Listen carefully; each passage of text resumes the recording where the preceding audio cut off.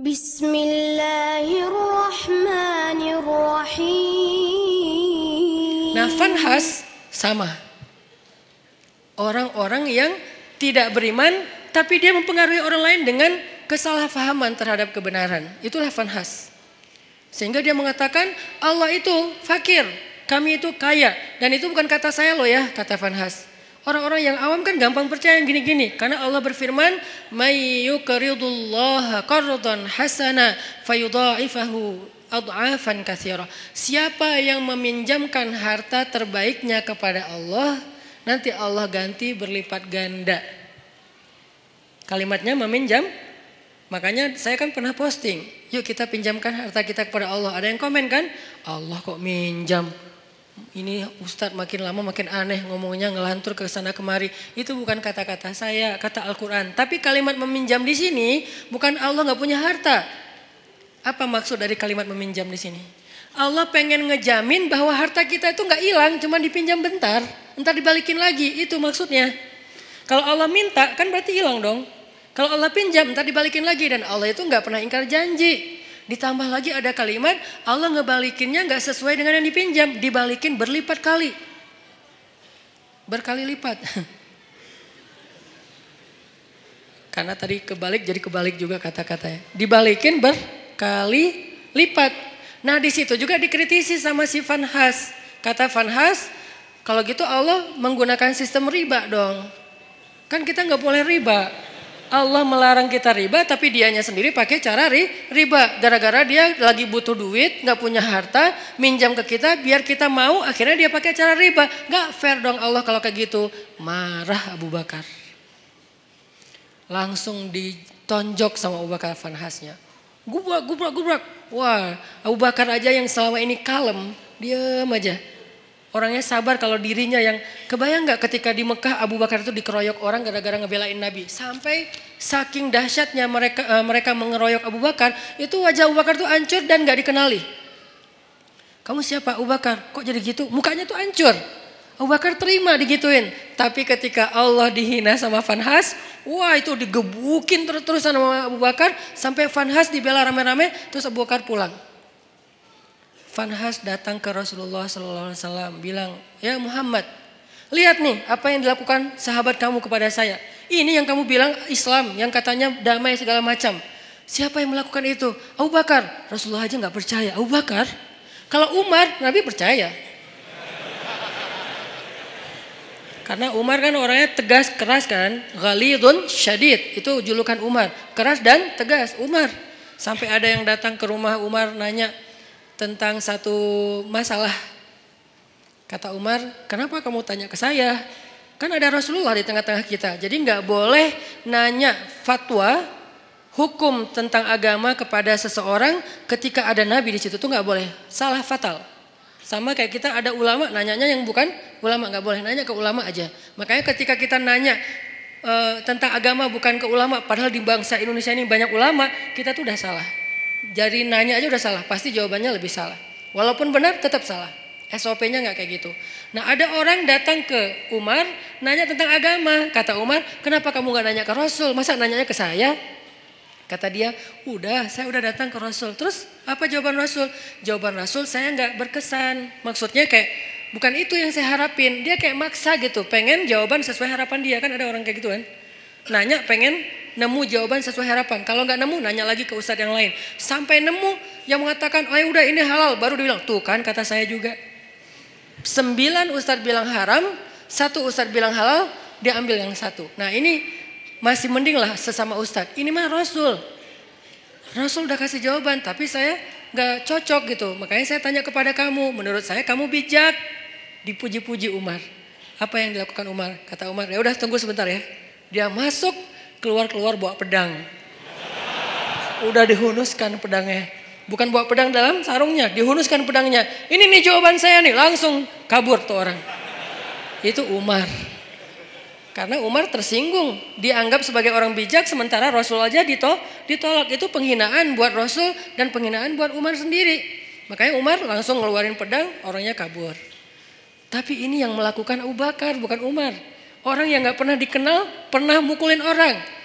Satu-satunya yang pernah dipukul Abu Bakar itu cuma berhala.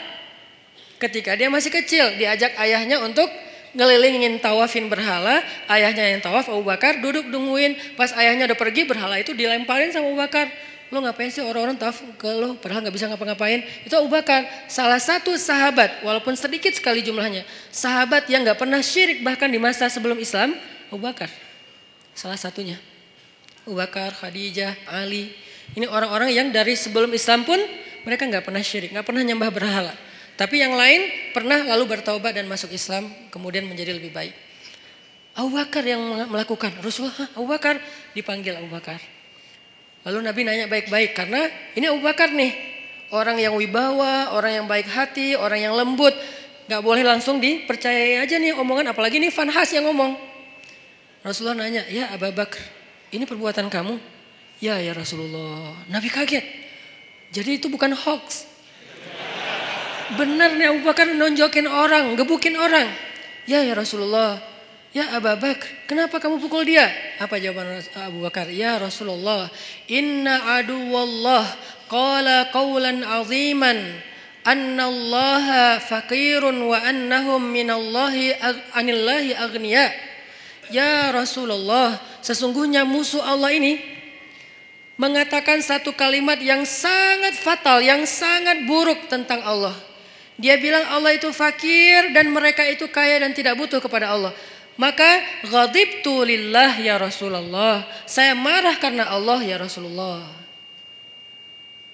Rasulullah nanya ke si Fanhas. Fanhas, benar kamu bilang Allah fakir? Enggak. Namanya juga orang Bani Israel. Enggak semua Yahudi itu kayak gitu. Karena ada Yahudi yang lurus dulu. Enggak tahu sekarang. Tapi umat Yahudi kan Nabi Musa Yahudi yang membawa agama Yahudi. Kemudian nanti ada keluarga Nabi Musa yang Yahudi termasuk sampai Zakaria. Imran Yahudi kan. Jadi bukan agamanya. Bani Israel lah yang paling bawel itu. Ternyata dia bohong. Dia bilang enggak. Wah Abu Bakar udah mukulin saya. Sekarang dia memfitnah saya Muhammad. Beginikah didikanmu terhadap sahabatmu? Rasulullah bingung. Mana yang benar nih? Abu Bakar mukul Fanhas. Tapi Fanhas bilang, saya nggak mengatakan hal yang kayak gitu. Saya disakitin sama Abu Bakar. Abu Bakar itu emang benci sama saya sejak dulu. Akhirnya ketika Nabi tidak bisa menilai siapa yang benar, siapa yang salah, turunlah ayat ini. Allah mendengar pembicaraan orang yang mengatakan Allah fakir dan kami kaya. Dengan segala macam kemarahan Allah juga marah tuh. Di sini Allah kayak bilang, aku juga marah, bukan Abu Bakar doang, kata Allah.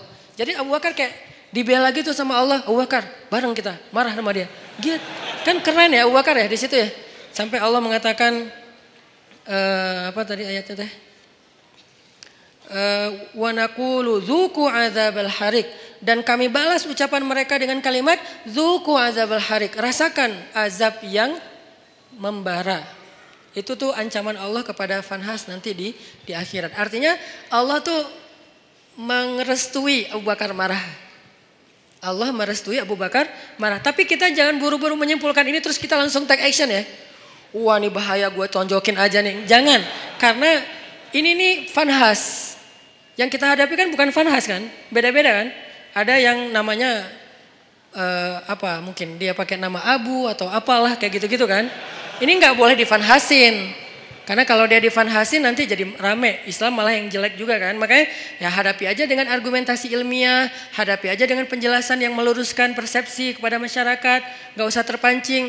Biarkan harusnya hukum yang bergerak di situ. Karena emang kewajiban seorang yang memegang hukum. Penguasa. Kalau dia gak mengambil tindakan hukum.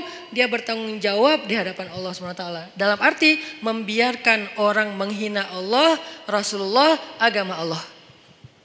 Membiarkan saja dosa karena dia mampu untuk mencegah, untuk menyikapinya, untuk menghukum dengan cara yang terbaik. Di zaman Umar, ketika Umar jadi khalifah, ada tuh yang kayak gitu tuh.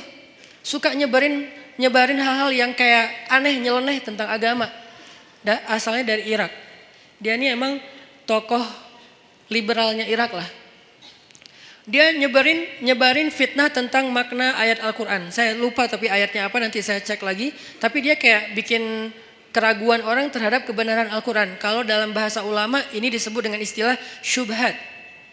Makanya ada istilah raddus syubhat, menolak, membantah syubhat-syubhat tentang agama. شكرا يا ربي شكرا هديت قلبي شكرا